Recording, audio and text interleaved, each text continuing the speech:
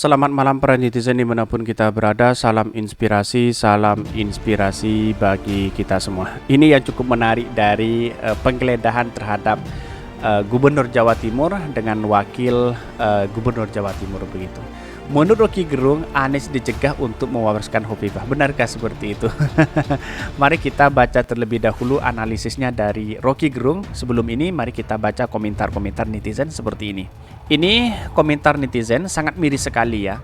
Bengis sekalipun sasarannya bukan hanya Anies, tapi juga dekat-dekat Anies juga ditarget dan dibenci. Benarkah seperti itu? Mari kita baca komentar-komentar netizen seperti ini. Mereka sudah memprediksi siapa saja calon wapresnya potensial yang akan digandeng Anies. Jika Anies maju bersama Hovifah, itu mengancam calon mereka di Jawa Timur. Mereka kuasai Jateng tapi tidak bisa di Jabar. Makanya tidak ingin ada calon potensial di Jatim yang digandeng Anies.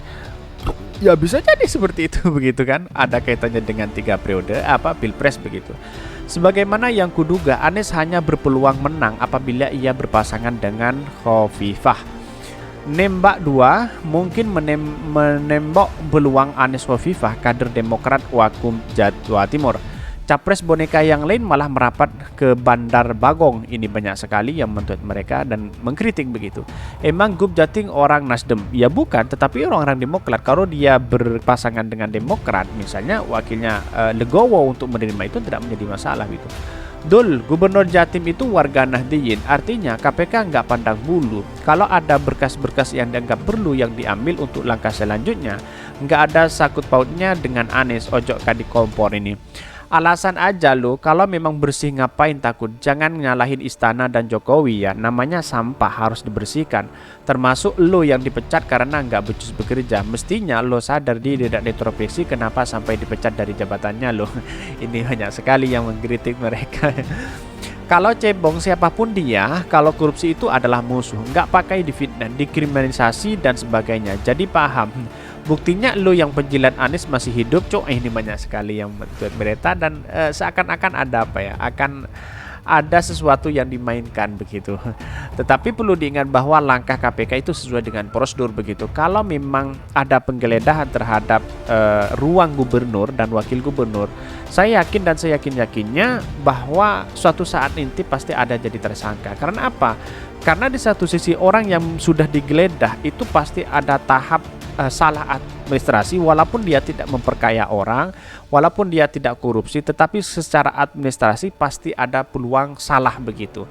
Dan KPK itu sangat ada analisis yang berperan di situ begitu kan. Bisa jadi kalau penggeledahan itu bisa jadi tersangka. Yang saya amati dari dulu seperti itu begitu. Tetapi mari kita baca beritanya dulu seperti apa dari analisis dari Rocky Gerung ini. Ini dari Rocky Gerung ya.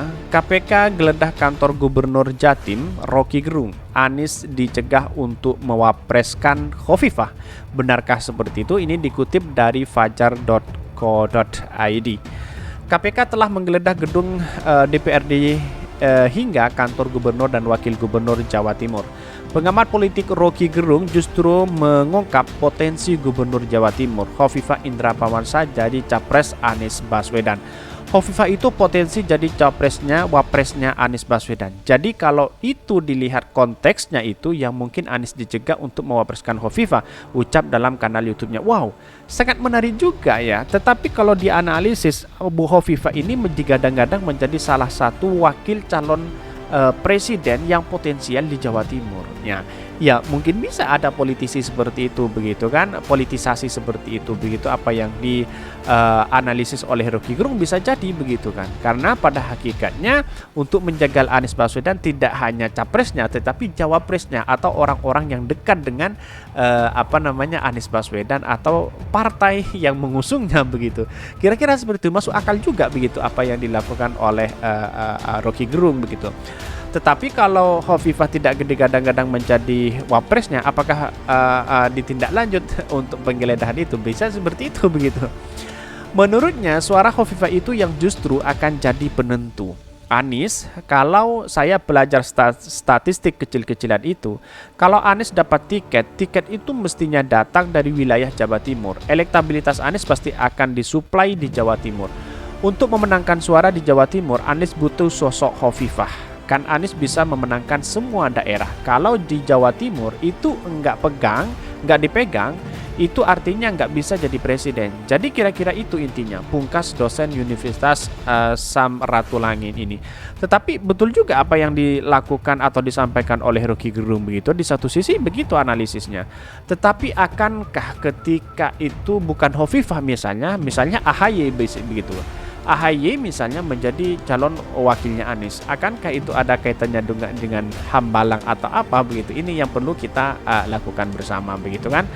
Ya kalau menurut saya pribadi artinya apa yang dilakukan selama ini mungkin ya bisa jadi karena untuk menaikkan elektabilitas Anies Baswedan dan menambah surat suara di Jawa Timur bisa jadi Hovifah itu. Tetapi ada Mbak Yeni juga begitu kan, yang kemudian elektabilitasnya tinggi. Ada yang lain begitu, warga Nahdliyin yang memang menjadi sasaran untuk menjadi wakil presiden. Kira-kira seperti itu begitu.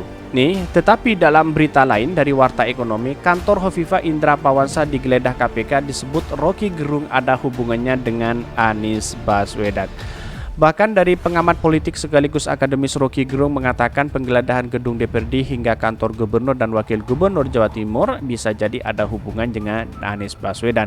Disebut Rocky Gerung mengenai adanya potensi dari gubernur Jatim ya, yang Hovifah Indra Pawansa menjadi bakal calon wakil presiden bagi mantan gubernur DKI Jakarta. Benarkah seperti itu begitu? Ya, tetapi perlu diingat bahwa inilah proses dalam demokrasi kita. Dalam artian apa yang dilakukan oleh Rocky Gerung ya terhadap analisis-analisis yang diberikan kepada publik itu tentu masuk akal juga begitu kan. Ini Hovifah itu potensi jadi capresnya Anies Baswedan. Jadi kalau kita melihat konteks itu mungkin Anies dicegah untuk mewapreskan Hovifah, ucap dalam kanal YouTube-nya. Menurut suara Hovifah itu yang justru akan jadi penentu kemenangan yaitu Anies bila jadi disandingkan dengan Bu Hovifah. Wow. Bisa jadi begitu karena suaranya di Jawa Timur bisa diambil begitu kan. Dan bahkan menurut kalkulasi atau statistik dari Rocky Gerung secara kecil-kecilan bahwa Anies Baswedan akan disumbang atau disuplai surat suara di Jawa Timur itu akan bisa menang. Katanya seperti itu. Bahkan Bita untuk memenangkan suara di Jawa Timur kata Rocky Gerung, Anies butuh sosok Hovifah.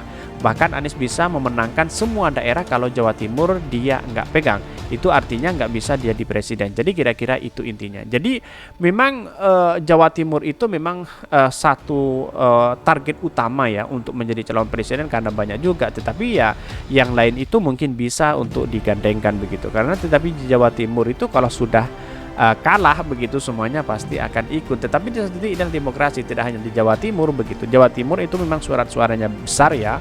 Tapi perlu diingat bahwa yang menjadi pengaruh itu adalah Jawa Timur. Memang benar apa secara logika dari Rocky Gerung ya saya setuju sekali begitu ada kaitannya dengan ini begitu. Tapi proses secara kedewasaan demokrasi kita, apakah benar Anies Baswedan digadang-gadang menjadi calon presiden dan wakilnya adalah Bu Hovifah? Bisa jadi seperti itu begitu.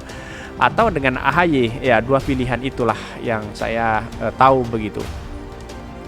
Tetapi kalau dengan AHY bagaimana di Jawa Timur? Ya mungkin tidak semaksimal Bu Hovifah sebagai warga Nahdliyin. Kira-kira seperti itu. Tapi saya rasa bahwa dari tindak pidana korupsi terkait dengan penggeledahan itu saya kira tidak ada kepada Bu Hovifah. Tidak memperkaya orang. Tetapi secara administrasi mungkin ada kesalahan mungkin seperti itu. Itu yang dilakukan dan analisis. Ya tunggu 1 bulan 2 bulan apakah menjadi tersangka atau tidak. Kira-kira seperti itu. Publik bisa menilai sendiri seperti apa mereka begitu kan. Kesimpulan saya hanya satu bahwa apa yang dilakukan KPK ini penggeledahan terhadap gubernur, ruang gubernur dan wakil gubernur, saya mengapresiasi sekali. Kalau ada tindak pidana korupsi tangkap siapapun. Tetapi kalau tidak ada tindak pidana korupsi ngapain kita harus menangkap orang? Apalagi hanya salah administrasi. Salah administrasi itu sebenarnya tidak perlu ditangkap, hanya memperbaiki saja. Kira-kira seperti itu. Mungkin itu yang kami sampaikan. Tonton terus channel Hodari Podcast Rakyat ini karena ada berita-berita menarik dan viral setiap harinya. Salam para netizen, salam inspirasi bagi kita semua. Jangan lupa di subscribe channel YouTube Hodari Podcast Rakyat ini.